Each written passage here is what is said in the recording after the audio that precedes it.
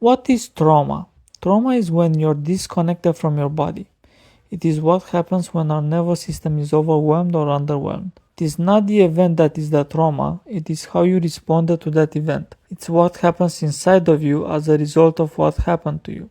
When our nervous system gets overwhelmed for the first time, as children, we have the option of reaching out to our caregivers for help. If the caregivers mistreat us by either abusing us, neglecting us, and/or abandoning us, that overwhelm remains unresolved and stored in our body. As children, we are fully dependent on our caregivers, so if we can't fight, we can't flee, and the overwhelm is still happening, we will resort to freezing and dissociating. Our bodies do that for us automatically. It is the wisdom of the body that protects us. Children rather believe of themselves as being unlovable, toxic shame, rather than believing that the parents are unhealthy and at fault. Normally in day-to-day functioning and in a healthy household, we'd be attuned to and given enough stimulation that our nervous system can handle. If we signal to the caregivers that it's too much, they'll back off and let us rest. If we are in distress, our caregivers would see something's wrong and would initiate a series of behaviors to try to soothe us, allowing our window of tolerance to widen and our nervous system to come back into ventral vagal. The brain then files that memory end to end and continues with experiencing the world in a coherent way. In dysfunctional households, so with caregivers that are not attuned, not relational, disconnected, experiences that leave us overwhelmed are stored in a fragmented manner. The memory is not stored end-to-end in a coherent manner, it is stored as splinters. Moreover, the fire alarm, the amygdala, will now trigger whenever we have reminders of that event and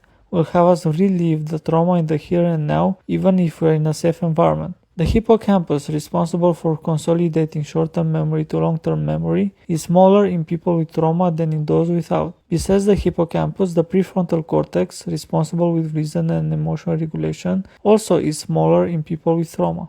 When we have been traumatized, we don't have a coherent memory end-to-end of what happened. We have pieces of the event. We feel dysregulated, anxious, depressed, dissociated. We identify as being defective, that something's wrong with us. We may have rage at the world for having caused us harm. In our bodies, we feel like our emotions and sensations are unbearable, overwhelming, relentless, and disruptive to our peace and well-being. The periaqueductal gray, the cockroach brain as Bessel van der Kolk puts it, is responsible for sending signals to our body and to our amygdala when threat occurs. In trauma, this midbrain structure keeps sending signals of threat, resulting us in feeling hyperaroused or hypoaroused even when the threat is over. When this happens, our prefrontal cortex, which may be underdeveloped, shuts down as stress takes it offline. Therefore, we find it difficult to regulate our emotions, reason, remain relational, and instead might lash out, be rageful, feel shame, cry out of fear or shame, shut down, dissociate, or faint.